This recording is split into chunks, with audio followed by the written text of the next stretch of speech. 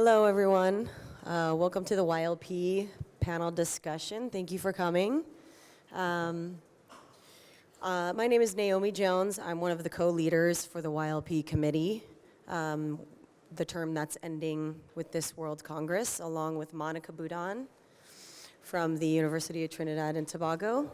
And we also have Mohammed Wakil Shahzad with KAUST and also with University of Northumbria in Newcastle, UK, who also just had an interview published in the New York Times today, so please check that out. Thank you.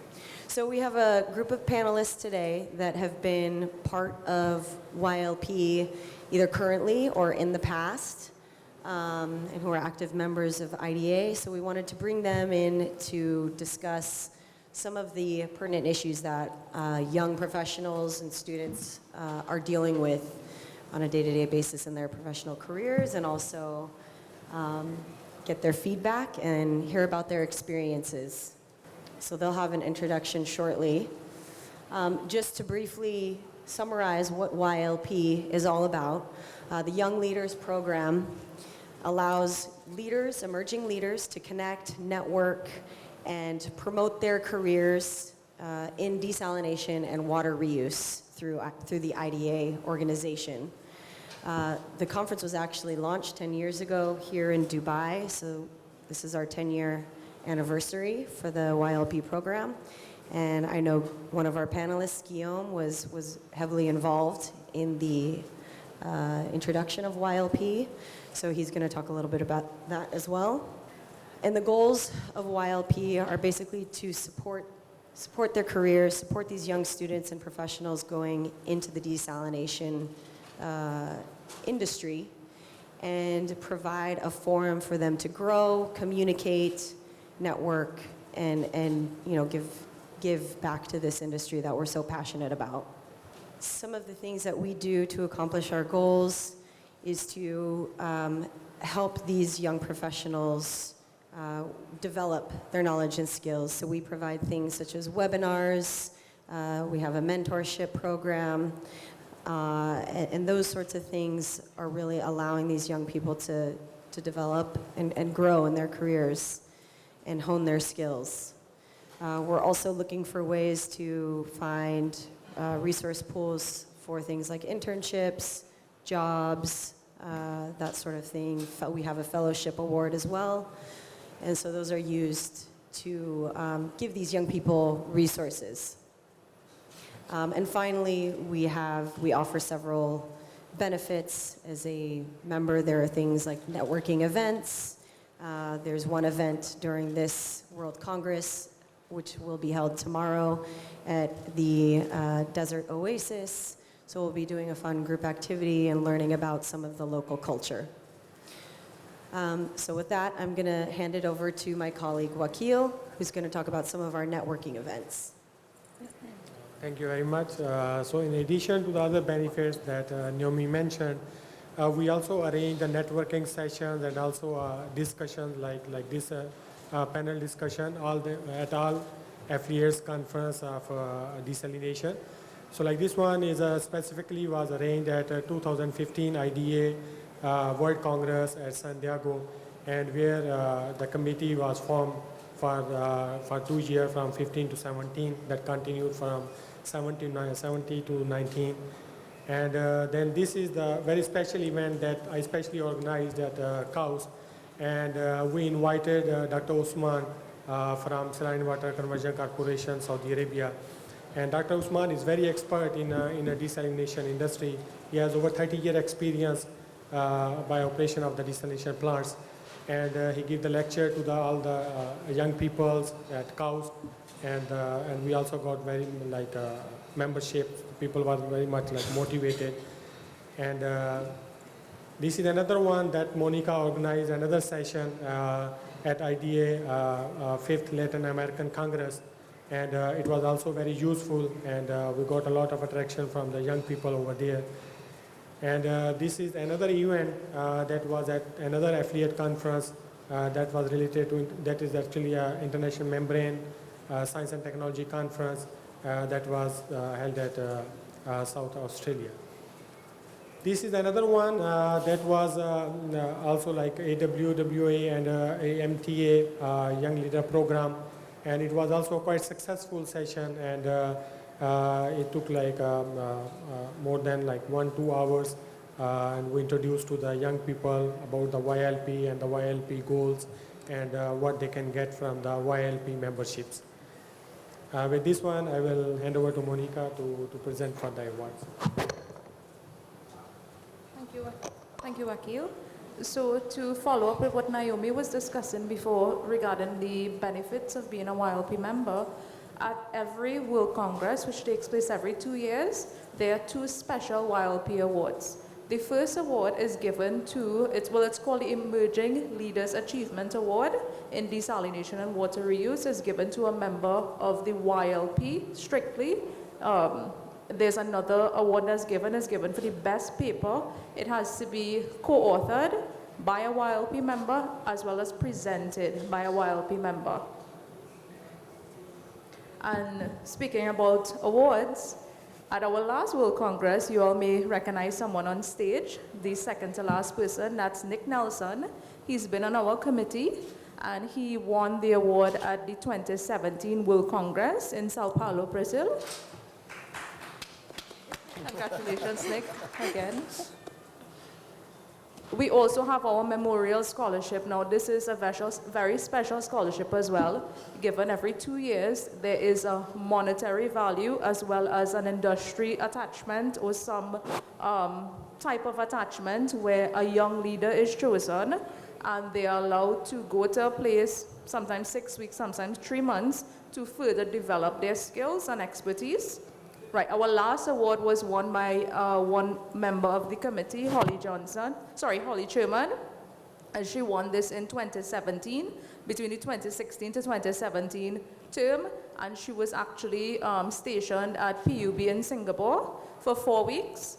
Our latest award was given to our colleague. He's also a YLP member, brand new YLP member, and he was stationed at the University of Arizona Water and Energy Sustainable Technology. We have a program called the Mentorship Program. In the Mentorship Program, the aim of the Mentorship Program is to attach a mentor with a mentee. The mentor is usually chosen among industry experts, etc. Their role is to help assist the young professionals in their career development. It's a sort of a guiding role to help them develop as they pursue as they start off their careers, to further develop their careers as well. And if you need further information, you could contact us there. And I'll pass over to Naomi now, where we start our panel discussion. Thank you. Okay, so at this time, I'd like to pass the microphone to our speakers. And as I mentioned, each of them have participated in YLP at some point in their career. So I'm asking them to give a brief synopsis of their professional background and their involvement in YLP. Hello everyone, my name is Guillaume Clairet. I'm Chief Operating Officer for H2 Innovation.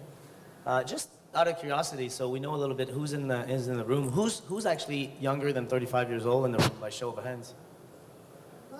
That's quite a decent crowd. Well, welcome to the YLP. We're happy to have you. Just a little bit of background about myself. So I'm a physics engineer by trade, and I completed my MBA in University of San Diego in 2010.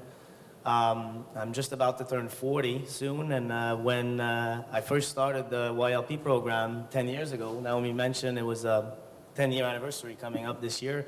I started with my dear and esteemed friend and colleague in this industry, Victor Verbeek. He's actually chairing a session right now, so that's why he cannot be here. But he would have really liked, I'm sure, to welcome you all here.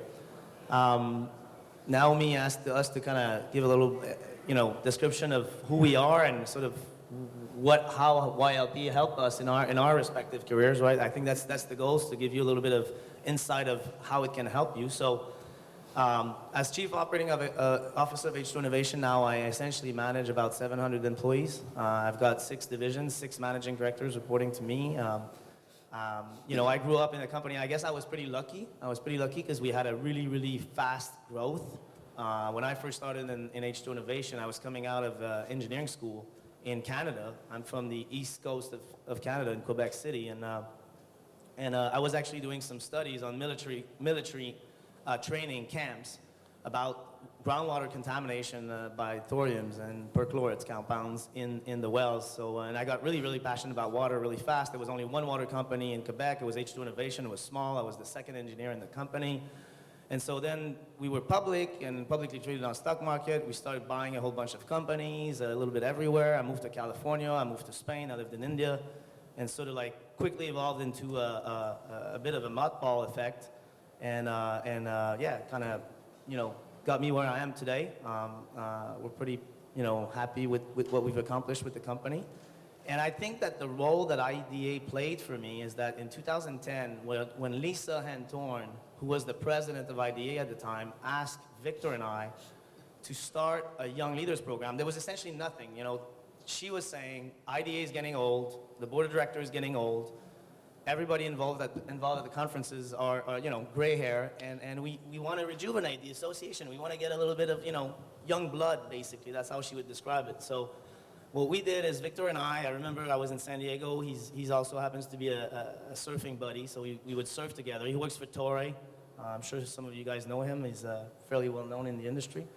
And so I had a very, you know, apartment, and we essentially would gather at my place and started to send out emails to all the IDA crowd to say, hey, we're creating a program. We're looking for a committee to start, you know, forming you know, different regions. So what we had in mind is like, we're going to have one person from each region, just like the actual board of director of IDA. You know, you've got representation from South America, North America, Europe, Asia. And so we kind of wanted to replicate that, but with a younger crowd. And essentially we had a tremendous response. I think we received something like, if I remember correctly, it was something like 65 resumes.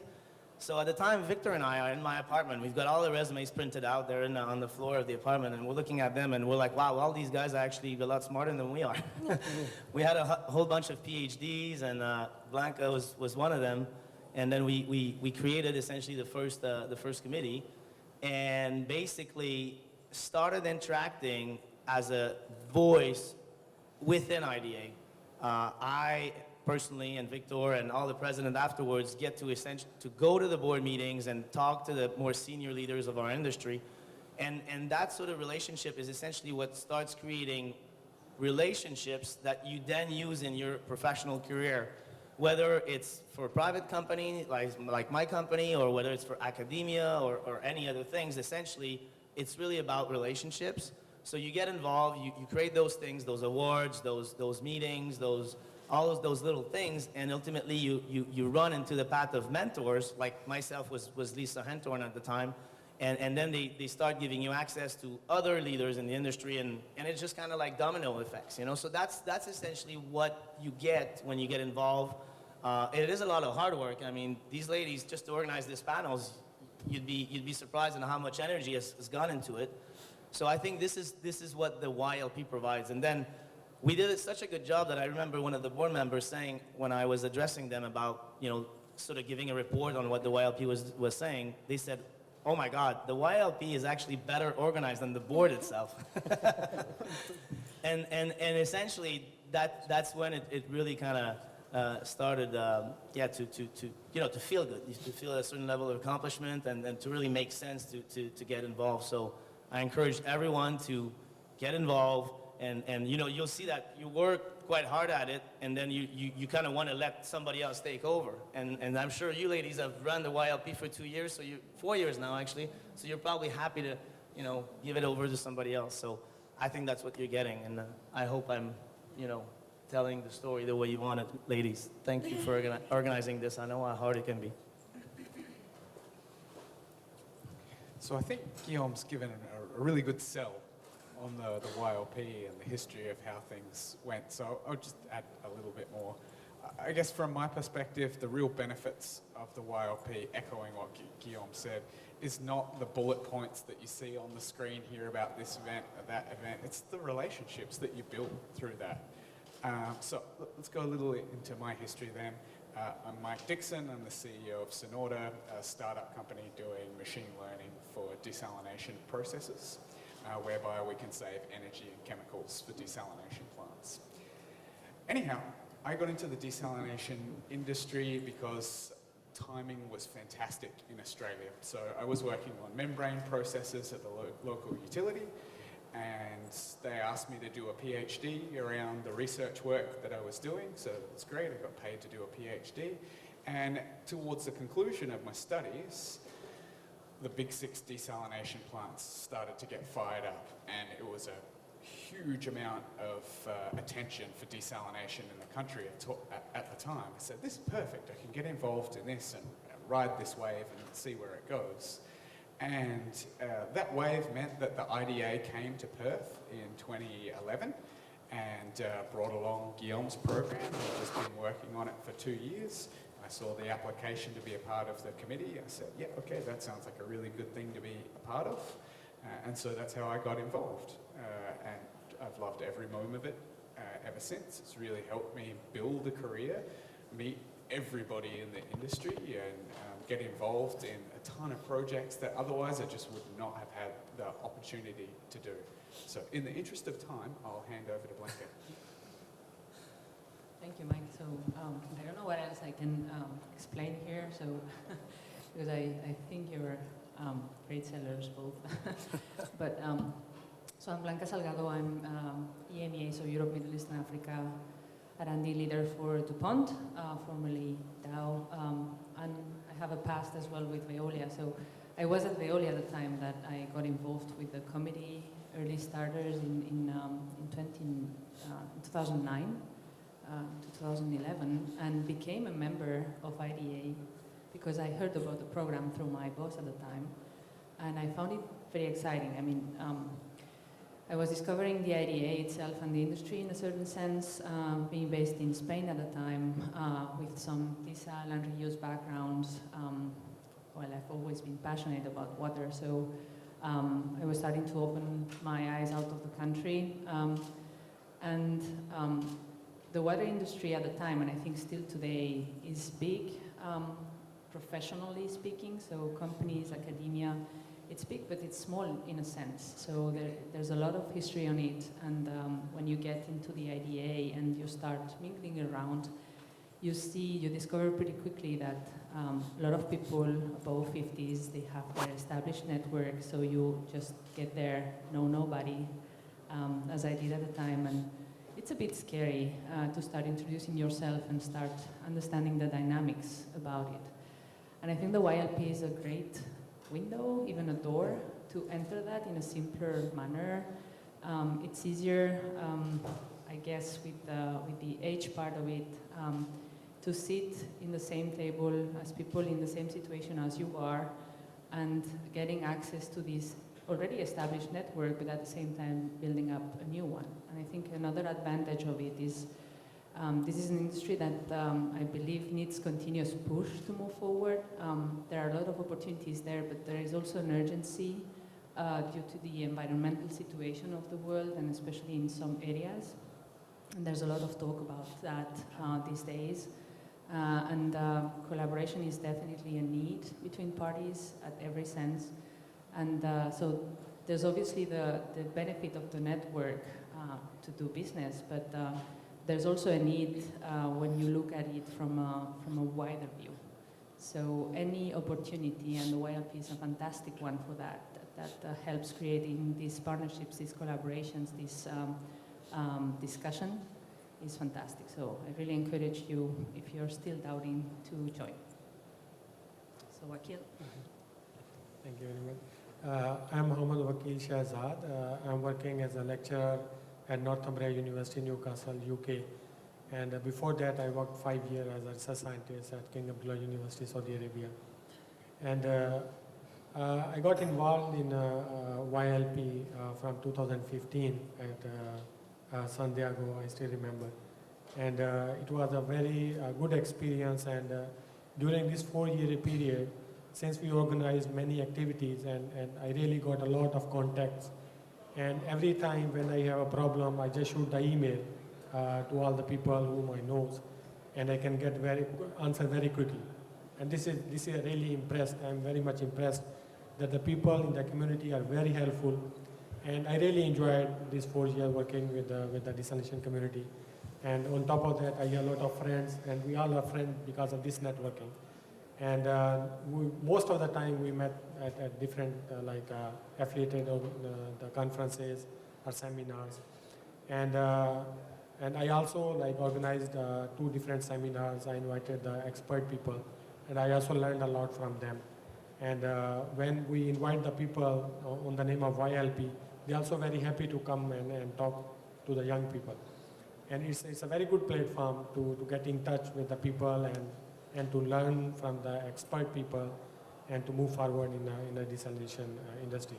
So I will strongly encourage that if you are a young, you consider yourself as a young, so you can join and you can enjoy this YLP program. Yeah. Thank you. Thanks, Wakil. Nicholas Nelson from Omnia International, working as the innovation manager within the company. We're a company who is involved in minerals, and I guess minerals isn't really something you think about when you're thinking about desalination, maybe the last thing you think about. And we were maybe started getting active in the IDA 6 years ago, and I guess the program like the YLP has really been able to get me in contact with other professionals in the community, and I think if everyone talks about Omnia now, at such events they know who Omnia is and what we do. So in a short space of time, they've really been able to help advance us from a company perspective. Maybe just a few anecdotes. How do we get involved in YLP? I can tell you how I got involved in YLP. I was standing behind Monica and one of her friends, Joanna, at the entry to an aquarium at San Diego. And she turned to me and asked me how old I was. It turned out I was younger than 35. And so she invited me along to the drinks. The next IDA, she grabbed me along and said, all right, you're going to be on the committee now. So all of a sudden, from not knowing about the IDA, YLP, now I'm on the committee. And probably the last anecdote before I hand over to Giancarlo, or 2 more anecdotes, is the friends that you make here. I mean, I met Naomi in Venice last weekend. I met Giancarlo at Lake Garda a few weekends before that. So it's a great opportunity to make friends. But also in terms of career, I mean, we look around here, YLP members and ex-members. 2 of the people on here are actually on the IDA board at the moment, the current IDA board. So it's really a good opportunity to help strengthen your career, and I really recommend anyone who is of the age of 35 or younger to reach out and get involved. Hi, my name is Giancarlo Barassi. I'm originally from Chile. I'm the timid one of this group. So I got involved in the YLP back in Sao Paulo, 2017. I didn't know anyone. The company sent me there just to scout what was happening. And I actually saw Mike Dixon. And I approached Mike and said, hey, do you remember me from the last conference in Santiago? He said, yeah, right, I remember. And so I said, hey, I know you are a consultant. Can I show you what we have been working on? And so on and so on. And we kept on talking. And then he said, hey, what are you doing next? And I said, well, I'm going to my hotel. He said, no, come with me. And he took me to a dinner with A2O Innovation. And then Guillaume actually paid the bill. Thank you very much. And then, yeah, I met Naomi, and Naomi introduced me to Monica to Nick, and we became friends. And since then, I started hanging around the YLP, and one of the anecdotes I want to tell you, in fact, was very useful. I've been working for the past 2 years in a certain innovation, and I needed to contact a consultant. And I tried to reach him, couldn't, but I knew Monica was close to him, so I reached out to Monica, and I said, Monica, can you ask this person to call me back because I really want to discuss one of his papers. And 30 minutes later, I was able to talk to him for 2 hours, went through a paper. So those are the kinds of things that you can get from the YLP, the networking, okay? You get to know people and you get to discuss with people that are very involved in the desalination industry, and you can advance in your career much faster. You get exposure. You come to his conferences. Of course, you start building relationships. And it's, as Nick said, like we were sitting in Italy 2 weeks ago. We became very good friends. But at the same time, you have a network of support to people that you can ask. nobody here manages every single technology or is the master of the knowledge of reverse osmosis. Each of us knows a little bit of the water treatment industry. So it's a good resource when you need to discuss technical things. Also, we could, and we are going to discuss that later, we kind of share thoughts, we mentor each other. So yeah, you get this relationship building, and at the same time, you build up your career and enhances your career growth. Thank you. Now, we've been talking about leadership for the past 20 minutes. So while you all were or are members of the YLP, you would have learned certain leadership qualities or have certain leadership experiences. How has that experience influenced your current position at your companies or at your university, etc., currently? You ready? I'm ready. Go ahead. Yeah. I found it instrumental in gaining the confidence to lead. So I guess it helped me really define in my head like what is leadership all about, and gave me a safe place to be able to try things out without causing too many issues. I mean, if you're accelerated quite quickly within a company, sometimes it doesn't go well, other times it goes really well, like in Guillaume's case. But to have that place where you can try things out, make some mistakes, make some failures without losing millions of dollars for your company, that provides you a really good opportunity to do that. Anyone else? I think that leadership obviously has a lot of different components to leadership. There's different styles of leadership as well. So I would say that there's one thing about IDA, which is it's a very global organization. I mean, look at this panel. We're from all over the world. It's made that way. So some organization, I'm looking at Greg in the room, who's with AMTA, another association I'm a member of, American in this case. We don't have that diversity in terms of backgrounds and culture, right? So in all the aspects of leadership, the unicity of IDA is the globality of IDA. And with global comes the requirements for adaptability. And adaptability in our industry, well, in any industry, is extremely important. So I mentioned earlier on, I feel I'm really, really blessed. I have a team of 700 people that are all extraordinary, different ages, different backgrounds. And I certainly don't lead the same way in Mississippi, in the southern part of the United States, as I lead in Bilbao, North Spain, right?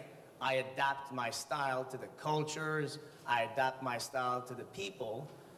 And this skill set is something that, as Mike pointed out, you kind of get the IDA as a little bit of a test zone. It's like a pilot program, right? Like how do I address a sheikh in the Middle East? You know, how do I address a worker in a shop in India? Because we had a joint venture in India. How do I address a sophisticated consulting engineer from California? You address them differently because you are aware of the different cultures, what they want to hear, how they want to hear it. So that adaptability is probably, as part of leadership, the biggest component that you can acquire as part of IDA.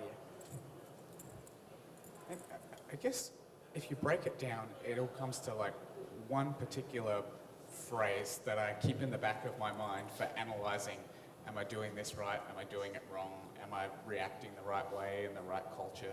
And that's a good leader gets the right job done willingly and well by everyone in the group, right? It covers every part of what a leader needs to do. And if I'm having a problem with a particular group, I'll think about that phrase, and inevitably it always comes out, I haven't got such and such a person involved. I'm not treating such and such a person in the way that they want to be treated. Oh, that leads me to another point too. Absolutely. It's like people talk about the golden rule, treat others how you want to be treated yourselves. I like to think about it slightly differently. It's treat others how they want to be treated. Right? They might be a completely different culture to you. And the YLP is a really good way of learning, like, how do these cultures work? How do we work with each other in quite a different way? So, anyone else? I love how you're pointing out to diversity and inclusion into the group and the whole association itself. Yeah, speaking on thinking about leadership and yeah, you easily go to having a vision and having being able to convey to others. When I think about leadership myself, for me the best definition is starting to by understanding why you are where you are and what you are enabling. And that comes with others around. So you cannot understand that without being part of something. So that I think YLP has a lot to do with. So just to add, as Monica asked, that what benefit we got from this leadership skills and all these things. So I'm serving as a regional coordinator since 4 years. And of course, I also mentioned on my CV that I'm serving as a regional coordinator for YLP.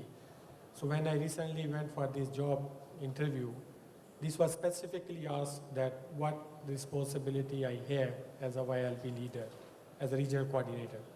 And when I explained to them, they were very much impressed because it's actually quite, when you will be involved in these activities, then you will learn a lot. So I also learned a lot and they were very much impressed. I don't know whether I scored some point from there or not, but I feel from their face that they were impressed by these activities. And it was, I personally feel, in addition to my learning, it was a good addition to my CV as well, as this title that I also feel very happy to work with this YLP team. Yeah. Want to add something? Part of the YLP program, one of the benefits is having the mentorship program. The rest of the panelists, what do you think the key role of having a mentor is? How does it help you as a person develop? Sure. So, as Monica pointed out, there is a mentorship program in YLP, and that's one of the benefits that YLP can offer. So, as a young professional, finding someone who has established experience in there and someone that you can basically bounce ideas off, somebody that you can help grow and give you also access to contacts. But mentorship doesn't have to be such an arranged situation like that. Mentorship is also about looking at other people that you're working with and taking from them things that you can learn from them. When I first started, I had 2 mentors in my company and they were chalk and cheese. So one of them was somebody who had to understand and know all the fine-out details about everything, a lot more of a control freak.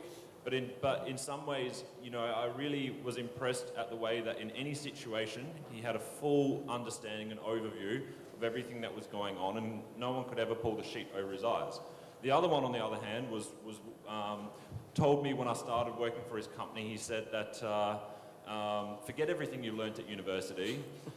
Project management is about managing people and personalities. So you have to focus really on getting the best out of everyone, and everyone on this project is equally important. Don't think because you're an engineer that you're more important than the guy who's fixing the guardrails on the tank, because without him, the project doesn't get done either.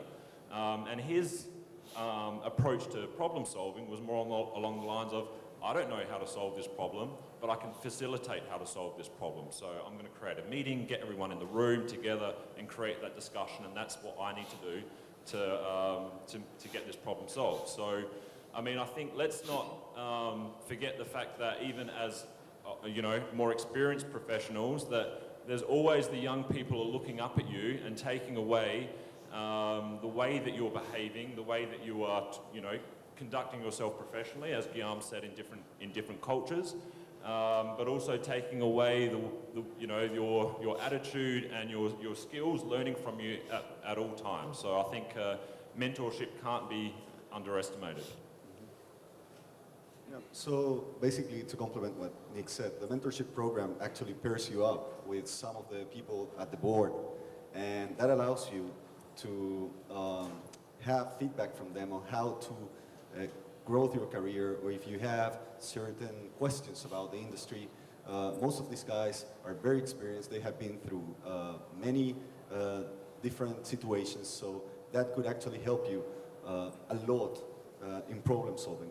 But as I agree with Nick that it's more an organic than arranged. I think you get things from different people. They act as role models, so it's very important for us to see good behavior in them.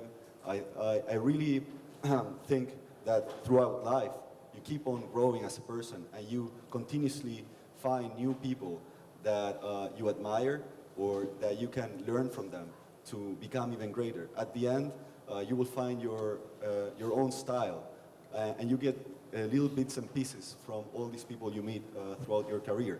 And the YLP actually allows you to meet all these key people in the industry. And it's up to you to choose and to take the good things out of every single person or the persons that you actually find as a role model in your career life. Mm-hmm. Thank you. Last Go ahead. Last one? Yeah. Or just use this one if it's... Oh yeah, I can use both, yeah. I wanted to share a failure experience of mine around mentoring, because if we don't share our failures, then we can't learn from each other and we can't learn ourselves as well. But when I was quite young in the industry, I didn't realize that I needed a mentor, and at the time there were no mentor programs. And so it was many years before I even thought about the process. And then I finally realized I need a mentor. And so I spent years thinking about, I need to find a mentor, and finally found someone to talk to, and it was fantastic. It was Dave Furukawa, who was a previous president of the IBA. Hold that thought. The coffee break is now ending, and the World Congress Afternoon programs will resume. Please head to the technical session rooms at this time. Or come here. Please stay here. Yeah. Please check your program book as well for the affiliate forums that are taking place in the Majlis Theater this afternoon. Okay, so And lastly, She's having a conversation with you. where necessary, be sure to bring along. Karen, are you finished? Okay. Yes, good.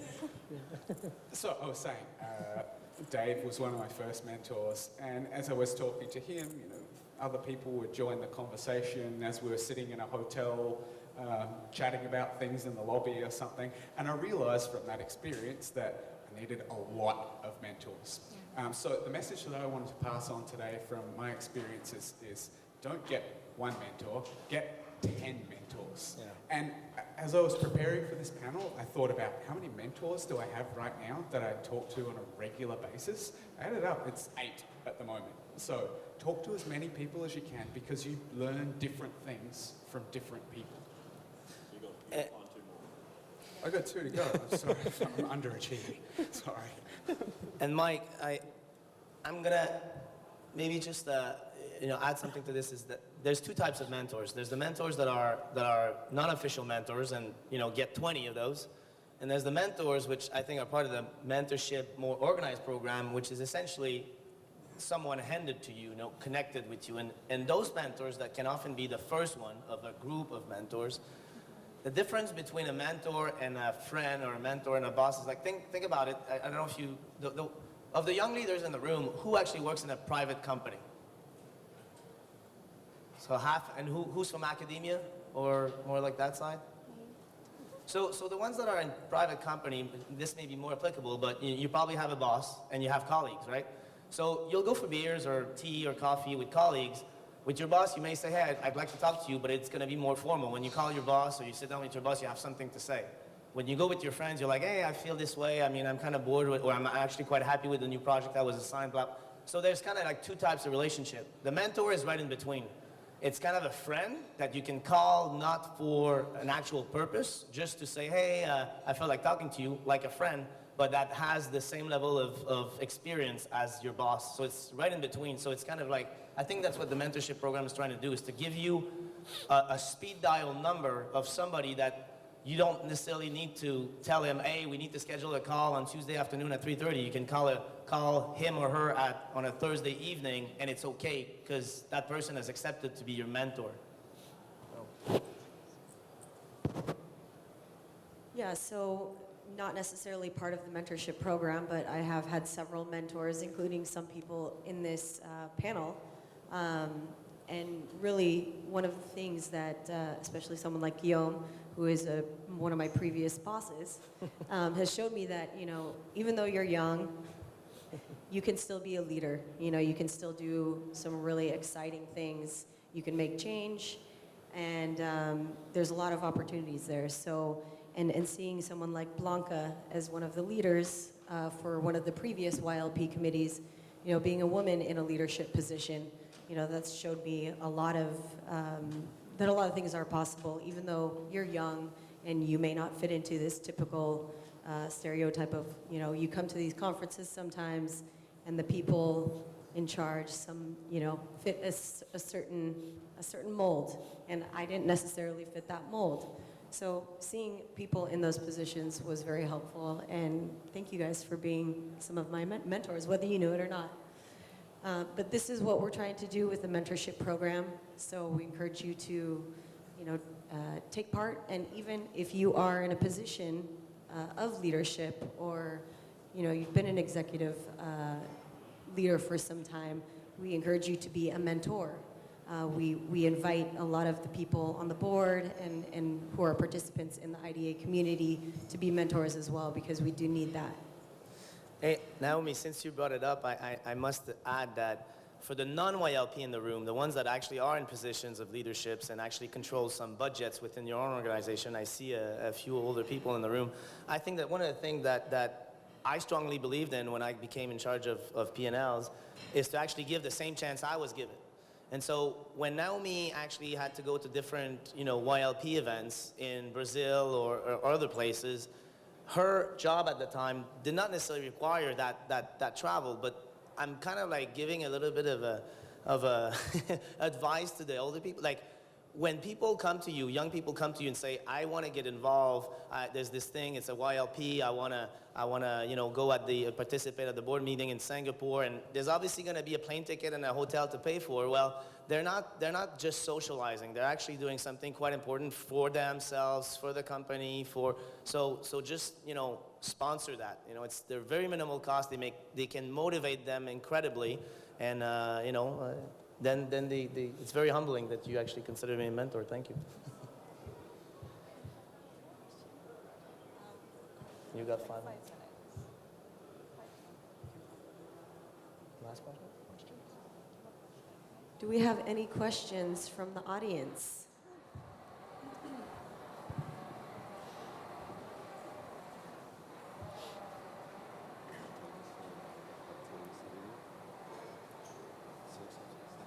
Thank you. I'm not under 35, although I don't look it. So, 30 years ago, I wrote a paper for the conference, and I won the prize of the conference. The paper was called The Increasing Demand for Desalination. 1989. And I wanted to tackle issues which I thought were very serious regarding not only the desalination as a new technical problem, but also the management. I would very much like to hear from you how do you see desalination progressing? And would desalination one day becomes really the most viable solution for water shortages in comparison perhaps with conveying water long distances or using recharging aquifers, making it easy for remote areas to use desalination in a simple technology that can be portable for this one.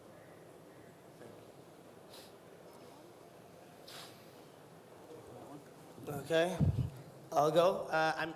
I think what I understand from the question is essentially, how do we see desalination taking over water as the solution for water scarcity? I hope you don't dislike my answer, but I don't, despite that I love IDA, I don't see desalination as the silver bullet to water scarcity. I think desalination is one of the various items we need to do as essentially desalters. I call myself a desalter, and I'm passionate about desal, but desal has to be just almost the last alternative after you've considered all the other ones. So conservation is one of them, obviously surface water, rainwater catchment, things like that. Water reuse, I'm a member of water reuse, and I think IDA, as you know, we tried to start not only being a desal organization, but being a desal and reuse. Some of our conference titles are even desal and reuse. So yeah, I mean, desal has its place, it has a role to play because it's the only true, completely resilient solution in the water portfolio. You can never conserve 100% of your water needs. You can never recycle 100% of your water needs. So desal has to be there. And again, I love it, but it's still, in my view, sort of the one of the last alternatives to the water portfolio. So they all have to evolve together, side by side, for a nice and complete, you know, water scarcity solution, sustainable solution. I have to agree to that. I think it is a fundamental piece of the puzzle, but very complementary with reuse, water conservation, and many other pieces. Unfortunately, we are heading to a world of water scarcity, but also water difficulty in general. So we're talking about arid regions where it doesn't rain. In the regions where it does rain, it pours. And that water is also not manageable. And there's a lot of discussion also on smart cities and resilient cities at the moment. What to do when there's a flooding. The water is there, but you cannot make good use of it, or at least it's not something that goes through the year. So there are many other pieces that need to be put together. But yeah, desal is definitely one very fundamental. I agree as well. I was very happy to see when IDA added water reuse to their portfolio of focuses, because I think it's so critical. And I come from California, where we are very short on water, and water reuse is a huge aspect of the infrastructure there. It's a very big, growing market in that region. And reverse osmosis or desalination plays a vital role in projects that involve indirect potable reuse or direct potable reuse applications.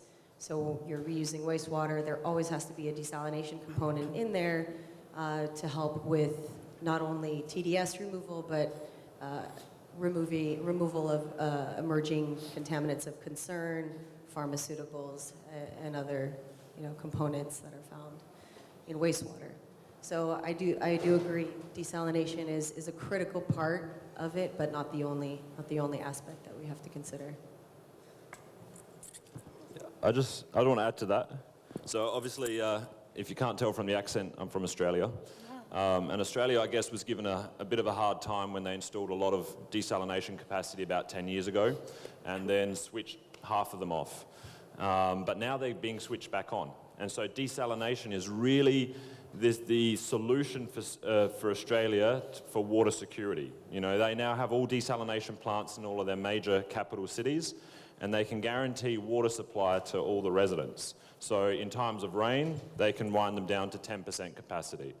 In Perth, for example, the 2 desalination plants have been running 100% at all time.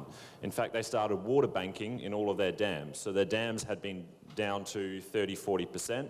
And only since the 80s were they able to get their water levels back up to, so levels with the banking of desalinated water up to the levels they had back in the 80s. I'm now living in Switzerland. In Switzerland, obviously we're blessed, with all the glaciers and the Alps, and we have the perfect water that's melted from the Alps. But the water that heads into those rivers goes through the rest of Europe, and by the time it reached to the Netherlands, it's been through 7 people. It's been through Basel, where they have all the industry and pharmaceutical industries. So you see countries like, at the end of that chain, like Netherlands, are installing RO technologies for removing these constituents of emerging concern. The pharmaceuticals, the pesticides, all of these things that are getting a lot more higher priority, and this is where also desalination plays a part, also in places aren't affected by water scarcity. So let me add a little bit into it. So I totally agree with all the points. So just put in the form of the numbers for the understanding.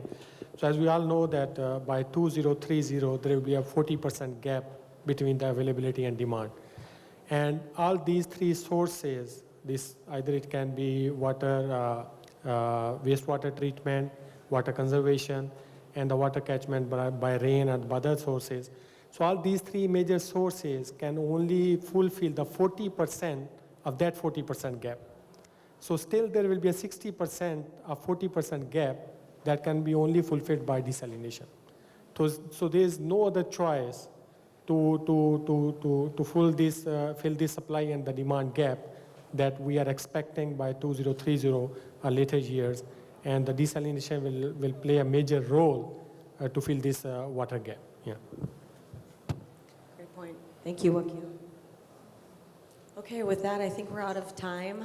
Thank you guys for joining, and if you have any questions or want to discuss with any of us afterwards, we'll remain in the room. Thank you. And please sign up to the YLP. Those who are under 35, The get in obligatory contact with part. us and we'll get you signed up. See you Thursday. Thank you.